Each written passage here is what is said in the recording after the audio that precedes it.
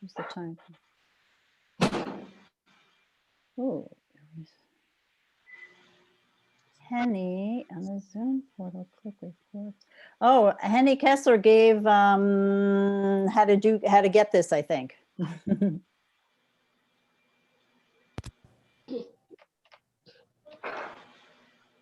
Ooh, You go up to zoom.us and log into your account there and then follow these instructions. okay. And can you do that after the meeting, or do you have to do it? No, You can do it anytime after the meeting? I believe so. Okay, so. I haven't tried it myself. All right, thanks. You've guided us through a lot of other meetings, so I appreciate that. Okay. All right. So maybe we can do it at the end of this meeting, Connie. Yeah, okay. That's a big relief. Yeah. Because we don't want to lose that. Okay.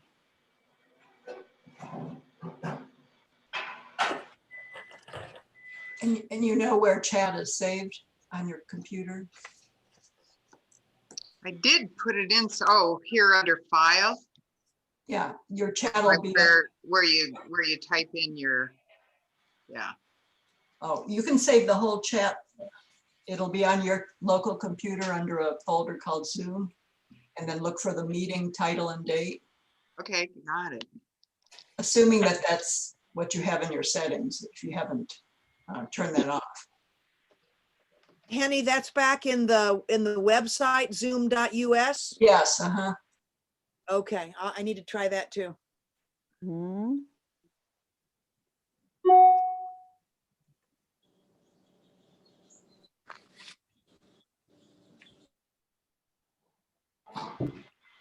Everything always goes up. Okay.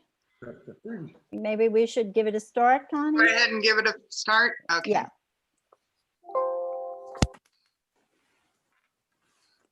Okay. Well, I'm Connie Williams. I'm from Rio Rico, and Connie Aglione from Green Valley. We are the co-hosts of these climate conversations. Thank you very much for coming to learn about the curse of underground minerals here in Southern Arizona and to discuss how we might respond. The plan is for Gail Hartman, who will talk about mines in the Santa Ritas, to go first, and then she will be followed by Carolyn Shafer, who will talk about mines in the Patagonia area. Then we'll split up into a couple of rooms, and we'll talk a little bit more about that when we do. We'll discuss the topic for about 20 minutes, and then we'll reconvene back in this room to share and collaborate. Okay, so I think we're going to let our speakers, speak their whole what they have to share with us. But while they're speaking, you can put questions into chat. So you have that option, and then when they're finished speaking, we'll have a couple of questions that all of us can listen to. And if we run out of time, when we divide up into groups, we'll continue with questions in the smaller groups. So if we don't get to yours, there'll be a second opportunity. So, all right. So we'll handle it that way instead of raising hands and everybody speaking. So while the speakers are on, you'll be on mute, but you can ask questions by chat. So thank you for that. And for I asked people who came on earlier, if you don't have a name on the screen, if you would put your name, and if you have your name, if you would also add the county where you live. And you can do that by putting your cursor over your name, and you'll see that there are some options. There are some dots, and you click on that, and there's an option to rename. Okay, so thank you for that. And I guess that's it for our housekeeping. Okay, except for if you didn't get a link directly from us, if you don't think you're on our email list, and would like to be for some of these future climate conversations, Connie will put an address that you can send and just say, sign me up. Right. We'll put your On the chat, before we started, I put the email address for our climate conversations. So if you want to be sure you're on our email list, you can send us an email requesting that. if you have any other question, you can request that. And I also put the email addresses for the groups that our two speakers represent. So that's all at the beginning of the chat, if you want to copy those down. Okay. So, and we're going to try to do, we really liked doing the introductions last week. It was one of the most powerful things, but there's so many of us today and we want to make sure we have time for our speakers. So we'll do introductions when we break out into our smaller group rooms. Try to do it when we have smaller groups, but that's just going to be a little bit hard to do right now. But thank you for being here today. We heard from a bunch of you after the last climate conversations, and you were just as blown out of the water as we were. It was quite an awesome, session. And it largely, it was because of the remarkable people that showed up. And it's about being able to work together. Individually, the stories and backgrounds we heard were inspiring. Collectively, imagine what we can do. So as we start our program today, I'd like to read a poem by systems thinker, Buddhist scholar, and teacher Joanna Macy. As Connie and I have talked to groups over these last 7 years, we've realized that facts don't much motivate action, and they don't persuade anybody that, you know, unless you're talking to the choir, facts just don't change anybody's mind. The place where change can happen is when we connect with others through our shared values. And quite frankly, it's our values that keep us going and help us avoid burnout, because this has been a long slog. But remembering our values really does help. So our values are expressed through our hearts, not so much through our heads. And this poem of Joanna Macy's helps us express one of these values that I think we all hold pretty dear. So I'm just going to read it, but I'm going to put it up on the screen and you can kind of quietly read along with me. And let's see if we can make this work. You live inside us, beings of the future. In the spiral ribbons of our cells, you are here. In our rage for the burning forests, the displaced people, the oil-drowned seals, you are here. You beat in our hearts through these endless Zoom meetings. You accompany us to mine-tailing wastelands in drought-stricken communities, and then into the halls of the lawmakers. It is you who drive our dogged labors to save what is left. Oh, you who will walk this earth when we are gone, stir us awake. Behold through our eyes the beauty of this world. Let us feel your breath in our lungs, your cry in our throat. Haunt us with your hunger, hound us with your claims that we may honor the life that links us. You have as yet no faces we can see, no names we can say, but we need only hold you in our mind and you teach us patience. You attune us to measures of time where healing can happen, where soil and souls can mend. You reveal courage within us we had not suspected, love we had not owned. Oh, you who come after, help us remember, we are your ancestors. Fill us with gladness for the work that must be done.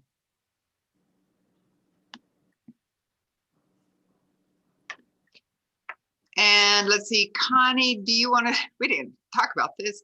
You want to show the video? You want to show the video? First? Mhm. Okay, video first. Here we go. Okay. And then we'll introduce you. Yeah?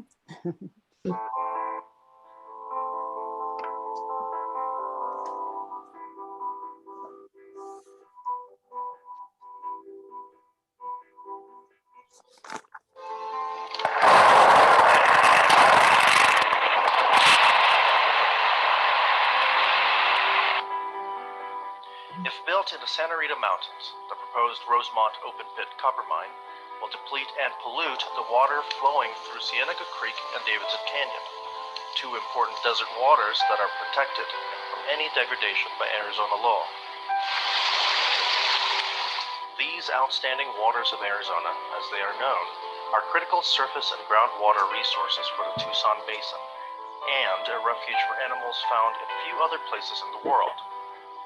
El Jefe, who lives here, is one of only 2 known wild jaguars in the United States.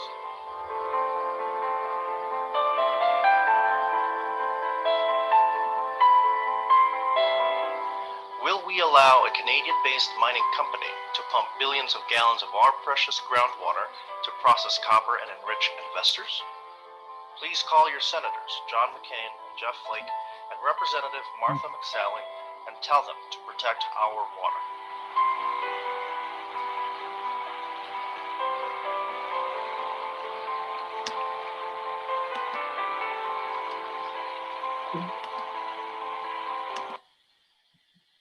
Okay. Well, I think that video is a good introduction to our first speaker. We don't have those senators, but we still have Gayle Hartman. Gayle has worked as a scientific editor, an archaeologist, a historian, and a conservationist for the past 40 years. She is the president of Save the Scenic Santa Ritas, and she's been involved in the battle to protect the Santa Rita Mountains from open pit copper mining for many years. So Gayle, we're really interested to hear what you have to tell us about Santa Rita, Rosemont, and what's new on the horizon. Thank you. Thank you very much, Connie. Sorry. Am I heard? Can you hear me now? Yes. Yes. Can you hear me? Yes. Okay. Well, thank you both for putting this together. This is an interesting format. One of you said a while ago that Zoom, has a lot of positive to it. It's more people, but I'll tell you from my limited technological standpoint, it can be kind of difficult. I'm not really up to some of this, so please bear with me. But yes, my name is Gayle Hartman. I am president of the nonprofit organization called Save the Scenic Santa Ritas. And I live in Tucson. We are based all over Southern Arizona. Our board, we have an excellent board, and they on both sides of the Santa Ritas and in Tucson and in the Vail area. Currently, our representative who lives in Green Valley is John Cosma, and Dr. Tom Purdon, who did live in Green Valley for many years, has relocated to Phoenix, but he is still on our board. You saw was courtesy of Frances Causey, a really great film producer who lives in Tubac now. She did that a few years ago, and as you can see, it's a little out of date, and I will bring you up to date on what's changed. But the graphics are wonderful, and they do show really why this issue is so important. I expect many of you know about the proposed Rosemont mine, and I don't want to bore you all to tears with the details. So I'm going to be pretty brief, and later if there are questions, I'll certainly be happy to answer them. I see my friend Carolyn Shafer, of course, is on, and she will be speaking about big issues also in the Patagonia Mountains. We work together as much as we possibly can on these issues. And we're both hopeful that they will be resolved positively. The Santa Rita issue has been going on, well, depending on how you want to count it, it's more than 20 years. The current company is called Hud Bay, short for Hudson Bay. They're in Canada. Most mining companies now, or many around the world, are Canadian. The previous company was called, you may remember that name. Hud Bay is kind of a medium-sized company. They don't have a very good record around the world. They're actually in the courts, the human rights courts in Canada right now for serious human rights violations in Guatemala, where we'll see what comes of that. The mine here, what is being proposed is an open pit copper mine on the north eastern slope of the mountains with a pit about a mile wide and a half a mile deep, I think it is, or mile and a half wide and a mile deep. Kind of got the numbers right now. It would be partly, the pit would mostly be on private land, Hudbay's land, and that's what's allowing them to move ahead.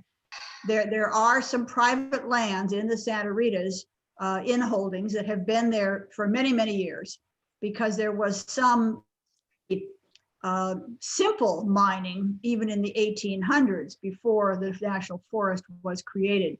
So the mining claims are part of the mountains. They're on both sides, but they're largely down the west side above you who live in Green Valley and Sahuarita. They come down through the little community of Helvetia. But this mine would be on the eastern slope of the mountain.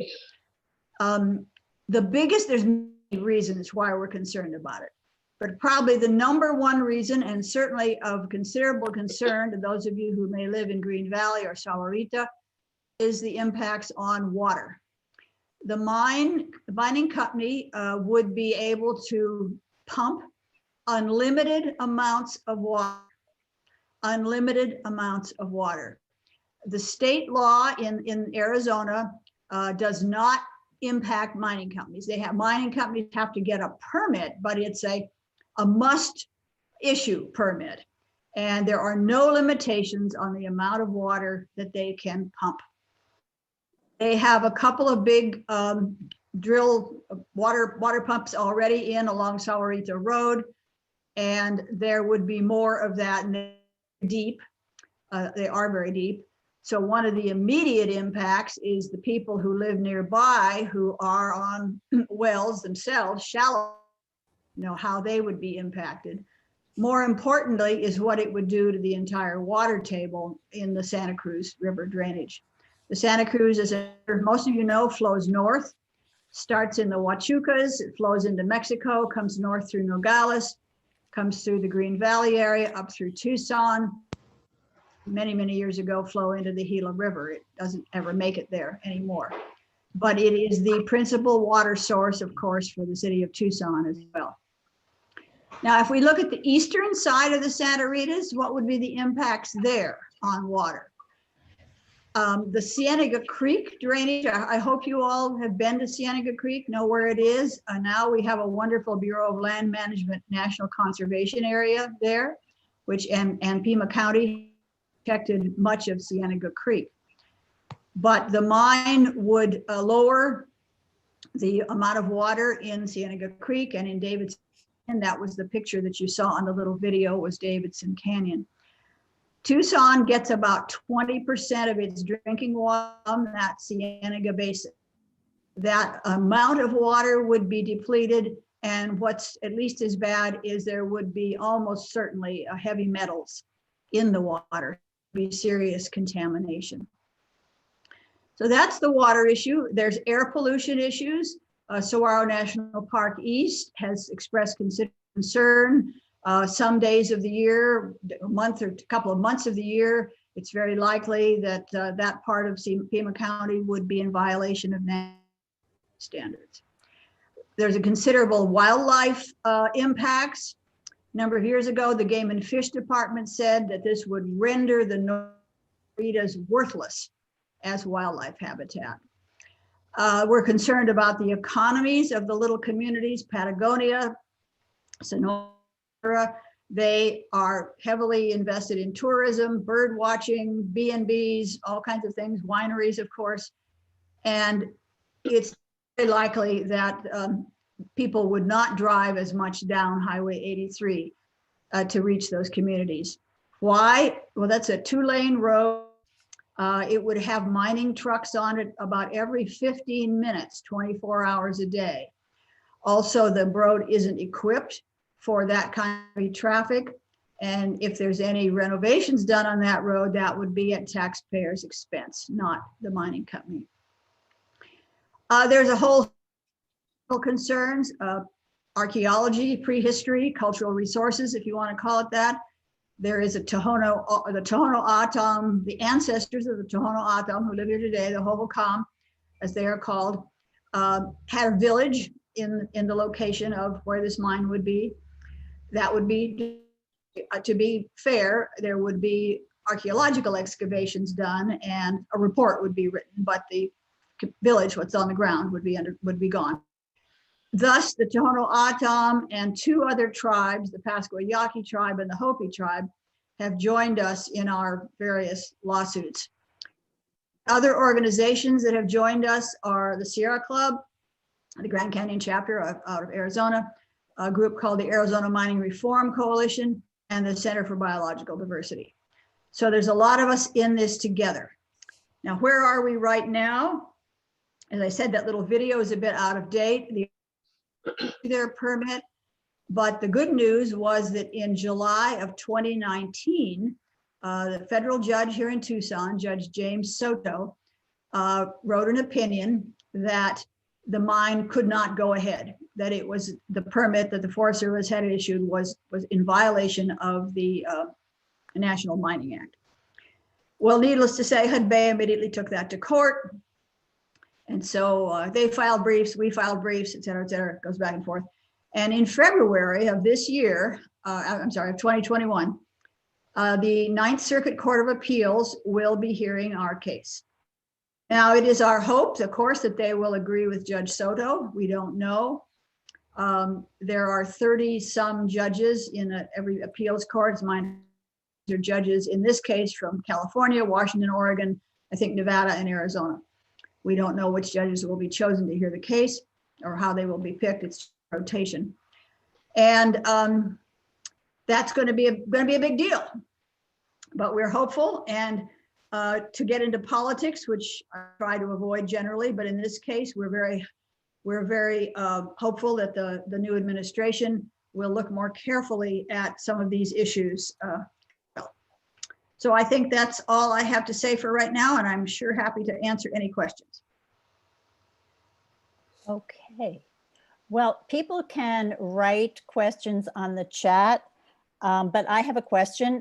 If there is a favorable ruling in February, is that the end of the story for the Rosemont Mine, or do they have other options for challenging? That's an excellent question.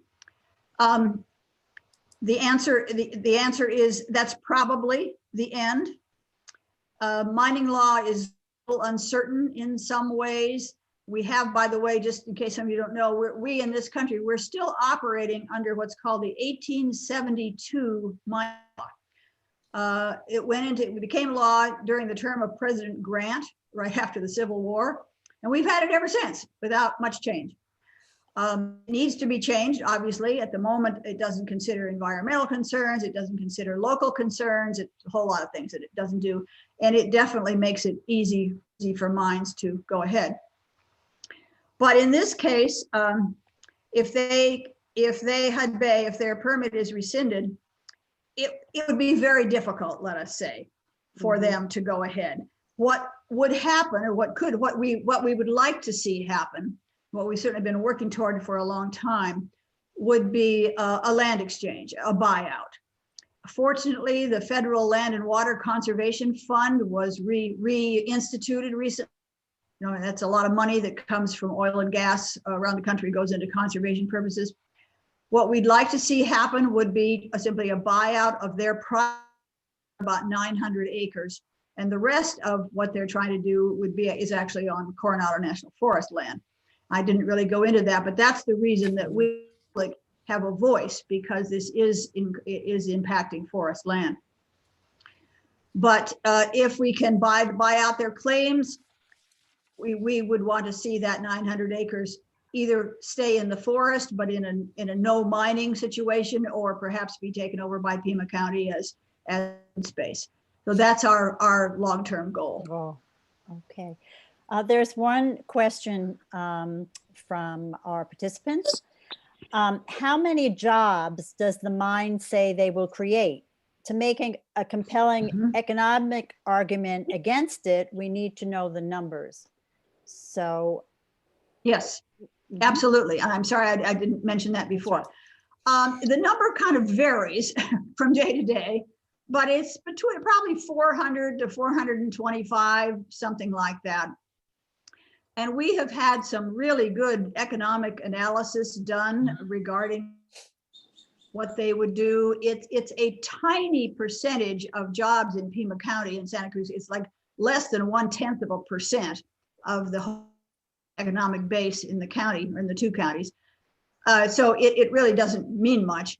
It also, as we understand modern mining, many of these folks would come from other places. They would be, well-educated engineers and so forth that would not probably be in the local workforce. But yes, there would be jobs, and of course there would be some spin-off under where those people live and where they spend their money and so forth. From everything we've been able to determine and the economists that we've spoken to, the negative impacts far outweigh any positive impacts from those jobs. Also, the mine is only, and this is what HUD-Bay says, the mine is only expected to last between 20 and 25 years. The copper is deep now, and they have to have a huge burden. They have to get off before they can get to the copper. It's low quality, as virtually all copper is today, because all the easy copper has already been mined. And there's not all that much of it. So 20 years, they're gone. They leave us with a huge hole in the ground, serious impacts to our water, and a lot of the other things that I have said. Okay, maybe we can take a couple short ones, and then the other questions we could discuss when we go on the small group. So I'll take these two. What is the U.S. Forest Service position on the current proposal? Oh, they granted the permit. That's who we are in court against right now. Okay, so the Forest Service was in favor of the mine going forward. Okay. And yeah, the Forest Service does, let me just comment on that a bit. The Forest Service is in a very difficult position because they are dealing with antiquated law, and because their lawyers in Washington tell them, not to be sticking their necks out. We know from the personal experience that most of the people on the local staff, Forest Service staff, do not favor this mine, but we're not in a position, or at least they chose not to be in a position to take any action opposing it. Okay. I said I would take one more question. Connie Williams, do you think that's about right with our timing, and take the others? Okay, I'm going to take one more. We'll do the others in the group and at the end, okay? And we can send them out to people. All right, because we told people we're going to talk about this, what is happening on the west side of the Santa Ritas now? We heard there was exploration for mining. Why are they mining there now? Oh, yes. Yes, thank you for bringing that up. I forgot to mention that because it's a sort of a separate issue. A couple months ago, HUD-Bay, we first heard about this from an article in the Green Valley News, actually. They announced that they were going to do some exploratory drilling on their private land, on their claims, which they can legally do. The areas that they chose to do that on are, on the west side of the mountains, up mostly quite high near the ridge line, but not all.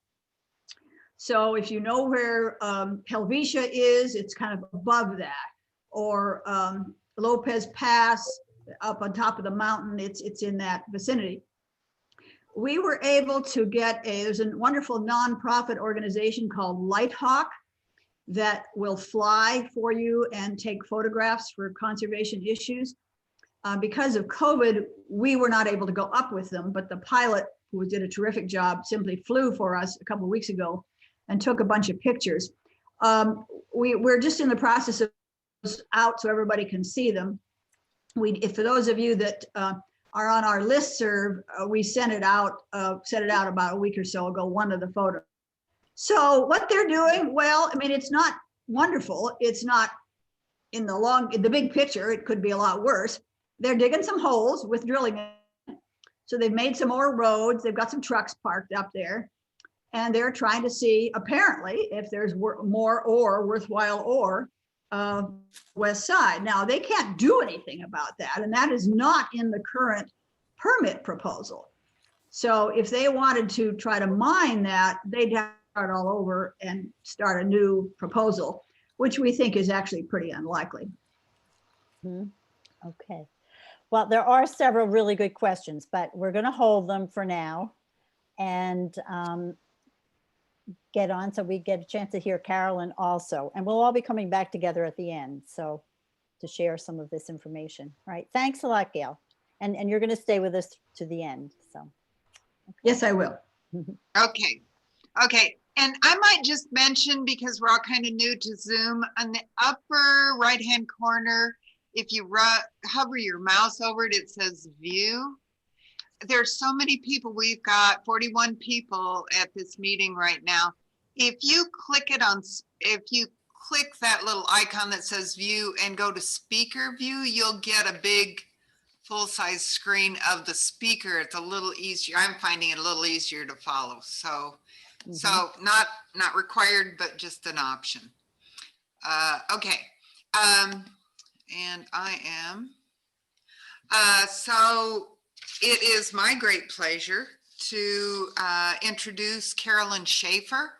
She is the mission coordinator for PARA, which is the Patagonia Area Resource Alliance. She's got a surprising background. She managed a law firm. She was co-owner of a power line construction company. She was owner of a directional drilling company. She's directed a charter school. She was founder and co-owner of a local art gallery. I mean, this is incredible business background for taking on big corporations and public agencies. But there's another side to her too. She is an initiated earth keeper in the Quero wisdom teachings of the high Andes. To be an earth keeper is to know that everything has a spirit and that all is sacred. I've watched her work over these last few years, and she is a no-nonsense strategist, capable of bringing together lots of different people and resources to hold agencies and corporations' feet to the fire. But it comes from a deep place of love and compassion for our Mother Earth. I'm proud to introduce my friend, Carolyn Shafer. Carolyn. Thank you, my dear friend, Connie. Thank you. Okay, I will work to rise to the occasion of that beautiful introduction. Thank you, Connie, and thank you to both Connies for bringing this together, and gratitudes to Gail with Save the Scenic Santa Ritas. She and I do spend a good amount of time on the phone together in this work. So I'm going to start by sharing my screen.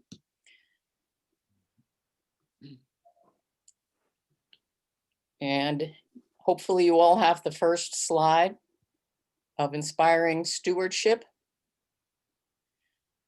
There is a very strong link between Save the Scenic Santa Ritas and Patagonia Area Resource Alliance. Save the Scenic Santa Ritas has been doing this work for, I believe Gail said, about 20 years now. And one of the things we have in common is that the mastermind behind what we now call the Rosemont Project is the same individual who masterminded filing claims here in the Patagonia Mountains. Under the 1872 mining law, what has developed over the course of time is that there are junior mining companies, typically Canadian mining companies, who will develop a project but never actually move into mine production itself. Their goal is to sell it off to a senior mining company who will proceed with that mining. And that is what happened for the Hudbay project in the Santa Rita Mountains, and currently here in the Patagonia Mountains until midsummer a year ago, we also had junior Canadian mining company in here developing the project, the same person who originally developed the Hudbay project, and have now sold that off to South 32, an Australian mining company. Under the 1872 mining law, if you had claims and you worked them for a while and you kind of liked that a whole lot, you could go to the federal government and say, I want to own this land. And under the 1872 mining law, the federal government would sell you that land for about $5 an acre. That clause of the 1872 mining law is still on the books, but it is on hold at the moment. They could reactivate it, but it is on hold at the moment. So the Rosemont project has been able to do what they have done because they've operated on the private patented land, which escapes many environmental regulations. The challenge for the Hud Bay project was they wanted to then dump all their stuff, the tailings, onto public lands. And that is what that, for me, that's what I say is the recap of that lawsuit is, no, you can't just dump all your stuff onto the public lands. It's the same situation for us here in the Patagonia Mountains, in that there is about 450 acres of private patented land that they are currently operating off of. And you'll see some pictures of that shortly of how tight that is for them. But they are also faced on moving out onto public lands. And that is where we are able to make objections. The map that you are looking at is the Santa Cruz watershed outlined in red.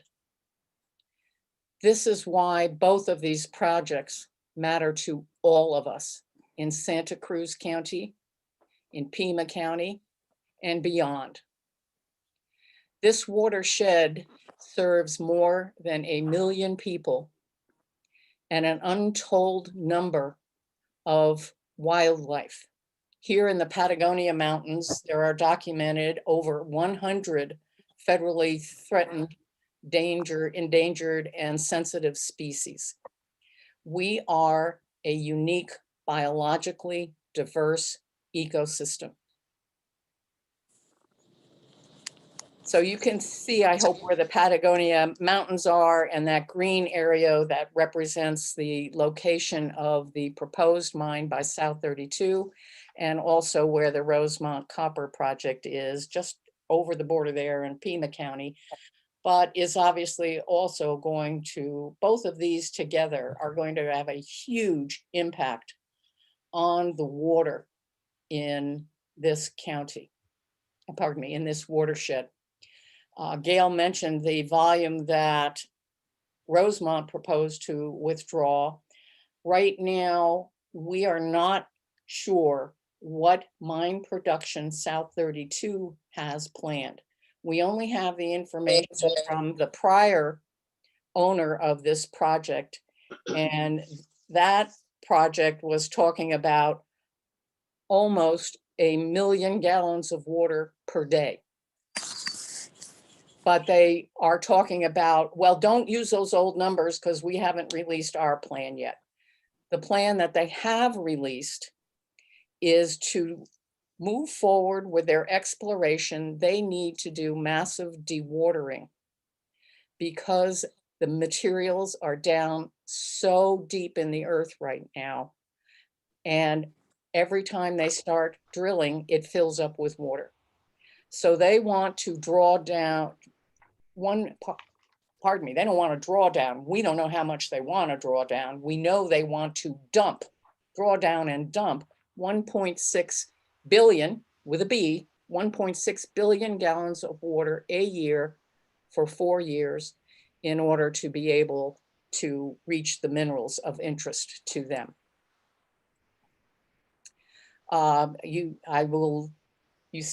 There's every slide here I could devote an hour to, and we are short for time, so I will not go into all of this in detail. You can read these slides as I speak. I will share a PDF of the slides for anyone who wants to see them with Connie so she can share them, and this is being recorded for further looks. So 21st century industrialized mining exploits the 1872 mining law, which, as Gail said, is horribly outdated. This thing is almost 150 years old. We've made a few changes in the 150 years, including our reality today of where we are with our climate crisis.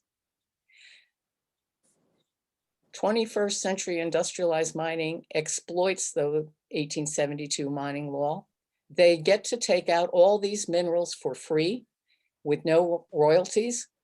The history of mining is that we, the taxpayers, are left with the environmental damages. And I want to share a contrast that I think brings home the difference of mining then and proposed mining now. The Patagonia Mountains do have a 100-year history of mining from about 1860 to the early 1960s. During that entire 100 years of mining production, a total of 250,000 tons of ore was removed from the mine.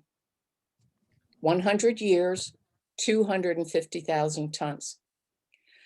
The former owner of the Hermosa project proposal was to remove that 100-year total every 25 days. Wow. This isn't your grandfather's mining Mhm. anymore. This is dramatically different. And as I said, there's a lot I could say on every slide, and believe me, the 1872 mining law I could devote a day to, so, but we won't. Mhm. Mhm. This is a map of the Patagonia Mountains and the claims in these mountains. And I will do my best to explain them because I thought I might be able to use my little thing to show you, but I won't. The gray areas that you see are claims by still a junior Canadian mining company by the name of Barksdale. And they have filed all those claims on forest public lands, and we have resisted several of their requests to move forward with exploratory drilling, but they have not successfully been able to do that. There is an open request for them to do drilling on the San Antonio project, which you see on the lower right there. And we're waiting for the Forest Service's decision on that. The large area in the middle that you see, I want to point out the yellow and then the green. The green is Forest Service public land. All of that is claimed by South 32 now. They own those claims. The yellow portion is patented land. So that's private land that used to be public land. And because it's private land, they are allowed to operate with very little environmental regulations. They do have to get some permits to do this drawdown that I mentioned and dropping water in. But unfortunately, as Gail said, it's essentially as long as you cross your T's and dot your I's, your wish is granted. We are in the process right now of challenging the permit applications that South 32 has filed. And that is based on them not providing sufficient information to the state about the huge ramifications of this level of water drawdown in a very fragile environment during a time of mega drought. So we'll see that those yellow sections, I'll point those out again, but those are South 32's private patented lands. The green area again is all of their unpatented land claims that they have filed. Those claims between those two companies total about 39,000 acres immediately outside the town of Patagonia. In addition, Rio Tinto has been filing claims throughout the Santa Ritas and the Patagonias, but we have heard no intentions from them of what they want to do yet. The Hudbay project would impact this watershed for multiple reasons. And as Gail said, there were going to be huge impacts to the Sienna. And in order to mitigate, which has become one of my least favorite things about all of this mining activity, is mitigation essentially means, okay, I'm going to destroy your firstborn child, but it's okay because I'll go make another one for you. And that doesn't work for me, but that's the reality that we deal with. Hudbay, in destroying Sienna Creek, filed a plan with the Forest Service to do nice things, they thought, within the Sonoyta Creek watershed. But two of our major organizations filed remarks on that and saying, you know, this isn't a good plan and no, it isn't going to help us. But we're hoping that the lawsuit that Save the Scenic Santa Rita has filed will be successful, and that will shut down the Hud Bay project and will be a huge precedent for this project, because again, you can see they are operating right now on private patented land, and they want to move out onto the unpatented land, and we don't want them to do that. So you saw the map. Here's a picture of what it looks like on the ground. This is that one of those yellow areas. This is about 300 acres and private patented land. It was formerly owned and operated by the Asarco company. And as is typical with the former mining companies, they walked away and left significant on the ground environmental damage, which is one of the reasons Alum Gulch has such contaminated waters. It was a good thing that they came in and they remediated this work. The South 32 owns this private patented land now because the mine company went to the state and said, oh, gee whiz, you and the taxpayers have been left with this environmental nightmare. Why don't you sell it to us and we'll fix it? So the deal, the original deal with the state was the mining company was going to own the former Asarco property. They proposed to put in a passive water treatment plant that would have cost them approximately $3 million. Para hired an expert, filed paperwork with the state, and lo and behold, it became a requirement for an active water treatment plant that ended up costing the company $25 million. Every time we move them from passive to active, it's better for the environment. Every time we move them from 3 million to 25 million, they bear the cost of fixing things rather than the taxpayers.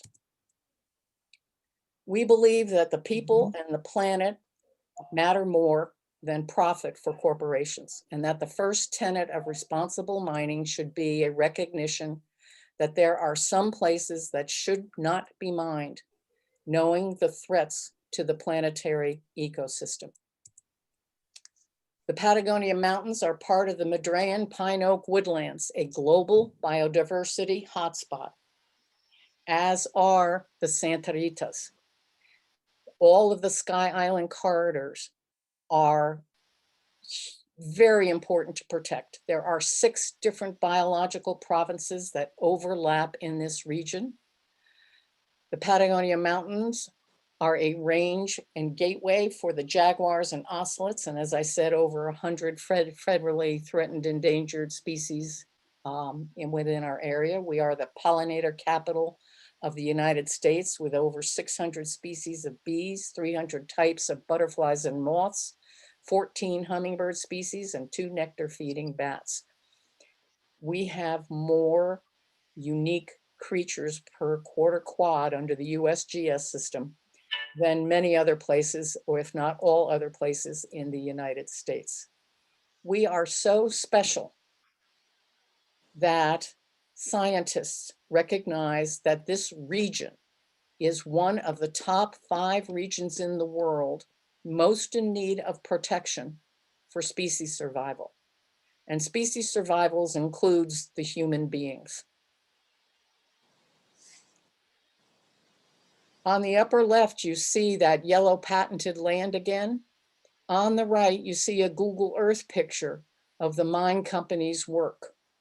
This is how they so want to avoid environmental regulations. They have very, very carefully stayed within their boundaries. But now that South 32 is planning to move into mine production, they have to fill their infrastructure needs: water, roads, and electric power. And those are the things that PARA will be working on for 2021 to hold the mining companies and the state agencies to the highest level of regulations with respect to water and roads and electric power. Economic benefits was mentioned earlier in one of the questions. And while we don't have specific numbers yet, because again, South 32 has not released what is their mine production plan, but we can tell you about 2 years ago, the former owner had contracted with ASU to do an economic study. It was nothing but a one-sided fairy tale. None of the downsides of doing mining were included, and there was no evaluation of what might happen to a very healthy and thriving nature-based economy that is here in the Patagonia Mountains. And we do have ongoing exploratory drilling by the senior South 32, but it is on their private patented land. There's not much we can do. But we do have another junior Canadian mining company in here, Barksdale Resources, who owned those 3 big gray areas. And they would like to do exploratory drilling. And every time that comes up, that's where we get to comment to the agency and or the Forest Service. Where was one proposal several years ago to exploratory drill the Sunnyside project, where there are Mexican spotted owls who are endangered species. And the Forest Service said that the exploratory drilling could not happen for about 4 months out of the year. And this was not economically attractive to them, so they didn't proceed. That's the good news. PARA primarily wants to empower all of our community activists to step up and speak out to protect our water and our wildlife. And it is going to take all of us. And we have the opportunity to do that. I am personally very encouraged by the change in the federal government. I don't expect a lot of difference immediately, but certainly we'll staunch the bleeding and the wholesale throwing out of environmental regulations that has been occurring under the Trump administration. But because of the situation unfolding with Congress, it is unlikely we will be able to make significant positive changes in laws, et cetera, but we're better off than we were under the current administration, I certainly hope. Does resistance work? Yes, resistance does work. PAR has been at this since 2011, and this is a good place to pause and say, thank you, Save the Scenic Santa Ritas. Originally, the Patagonia Mountains were also a part of their mission and still is, but because of the huge threat in the Patagonia Mountains, Patagonia Area Resource Alliance formed in 2011 to be the lead organization on this resistance. We have successfully shared information about the threats, and we have major victories, including originally the former owner of this project intended to do an open pit mine. And that plan, because of resistance, was abandoned. And now they're on their private patented land and talking about an underground mine. Under the 1872 mining law, the Forest Service really doesn't say a whole lot because they are responsible for surface disturbance. And if this is an underground mine from private patented land and they do lateral drilling underground, it's a whole different ballpark. But PAR is working to hold the Forest Service to its higher duty to protect the water in the public lands above mining. But that is going to take a lot of convincing. But again, with a shift to a new administration, we are hoping that the Forest Service's directive from the federal government will change. PARA doesn't work alone. We are a small organization, actually. We are a bunch of dedicated, crazy citizens who are interested in protecting the water and wildlife. We're the on the ground watchdogs. We're paying attention to what is happening, and then we raise our hands and speak up. We have national partnerships with Defenders of Wildlife and Earthworks.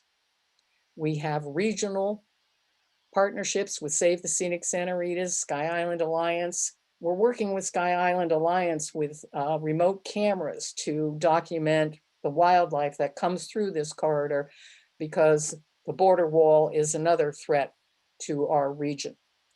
Sierra Club Grand Canyon chapter is taking the lead on a significant change that is happening for all of us right now, which is with respect to the Clean Water Act. The federal government wanted to not be responsible for that anymore. And the state of Arizona decided that they will take over the Clean Water Act. So the federal law no longer applies. However, the state law has not yet been drafted. And the Sierra Club is taking the lead on working with the agencies and keeping all of us informed in that. That is something we do all need to pay very close attention to. Locally, we also work with many organizations such as Borderlands Restoration Network, Tucson Audubon, the Nature Conservancy, Friends of Sonoyta Creek, Deep Dirt Farm, Circle Z, and others. PARA is also a member of two very important networks, Western Mining Action Network and Arizona Mining Reform Coalition, both of whom help us on hard rock mining issues throughout the state and throughout the West. PARA board has a great board of hardworking individuals, and a lot of people don't want to be board members, but they want to help us. So we have a team structure with people working on roads issue or the power issue or etc. This is a model that is working very well for us. What can you do? Please stay informed. Visit our website and sign up for the newsletter and social media information. Any action steps that we ask going forward, we put out in our newsletter, and that's the major reason for asking you to please be involved. Support environmental organizations that are working to change the federal and state laws, and volunteer with your local community organizations. And let our voices be heard. Letters to the editor, communicating with legislators, responding to call for comments, and voting. All of these things are critical action steps that each individual can do. And our organization, PARA, as well as Save the Scenic Santa Ritas, we both have great newsletters. We will reach out to you and let you know this is critical at this point in time. Please do this, that, or the other thing.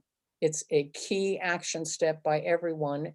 And thank you for being here and listening, and hopefully you will join us. I want to close this presentation by saying to this group, who I don't think there's anybody who will disagree with me, the mega drought is real. Species extinction is real. Neither of these facts are debatable. And we can't forecast how this story ends, but we can guarantee it will be a better story if we all work for the best solution for the ecosystem. Thank you. Okay, let's see. Carolyn, can you close out your screen maybe? I am trying to. Welcome to Zoom. I'm trying. Thank you very much. That was really interesting. And if you have questions, put them in the chat is probably the best way to do it. I noticed something from Robert Gay, who knows Carolyn better than we do. He says, do what you can do. Get out there into the nature we're trying to preserve, however you love to experience it. I think that is just awesome. And Francis Glad has put in the chat the Patagonia Alliance, the PARA website.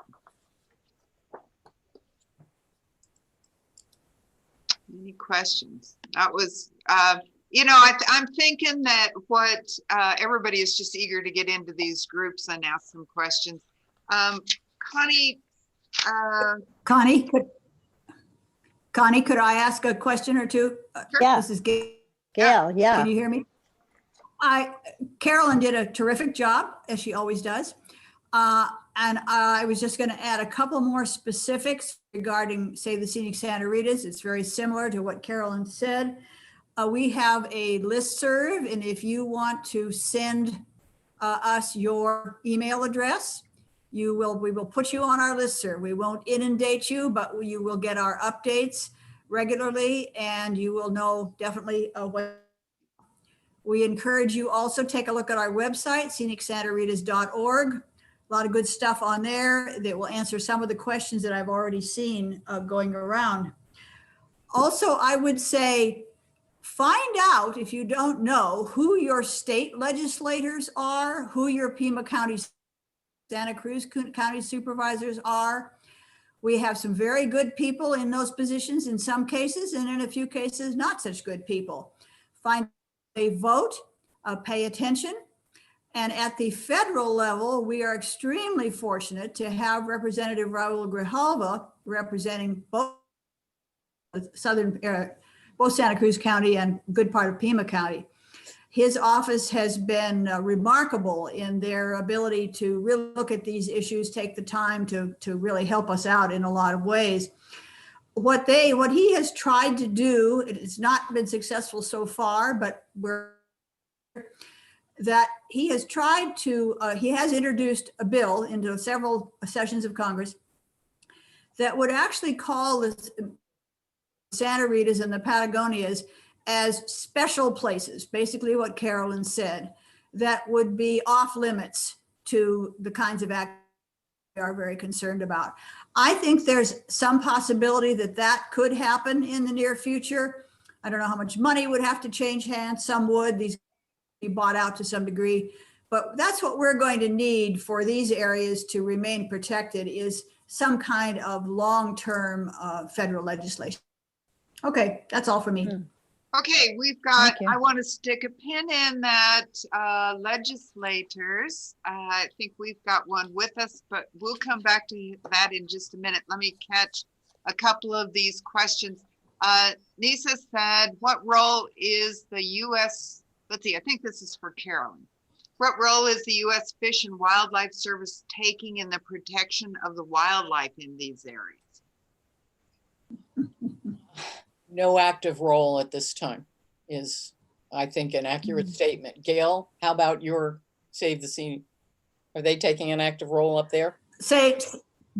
No, same thing.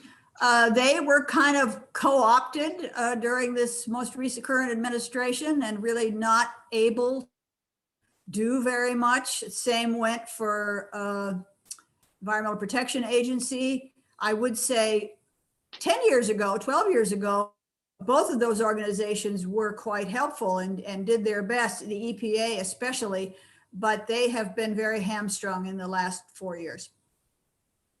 Okay, and from David Stone, and I think this is also Carolyn, did I understand you to say that South 32 can extend underground mining under Forest Service land without the normal review process for above ground?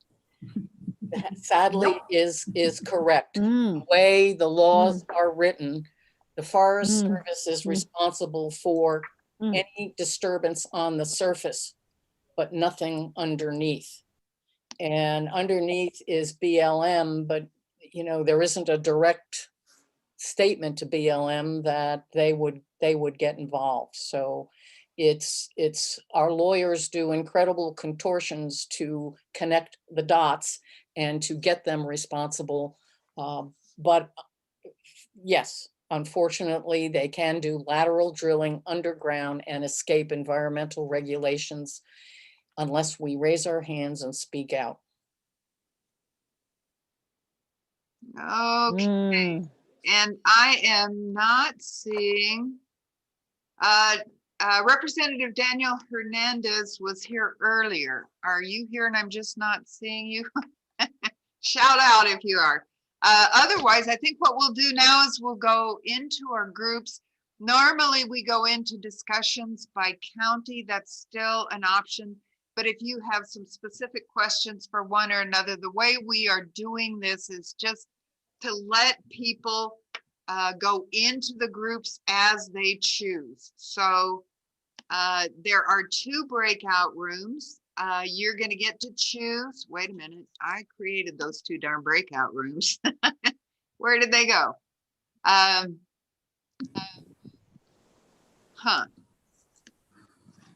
Mhm. Yay, Zoom. Well, Connie, this has got me sort of baffled. I made 2 rooms. I named them Pima and Santa Cruz County, and they are not, Hmm, they're gone. they're showing, And not they showing. pretty much assigned people to rooms when I was going to let people go to their own rooms. Oh, it just, when we don't know on what basis they're assigned? I have absolutely no idea. I Well, completely got me baffled. I don't know. In the interest of time, I don't know what else to do. I'm going to open a room and let's just see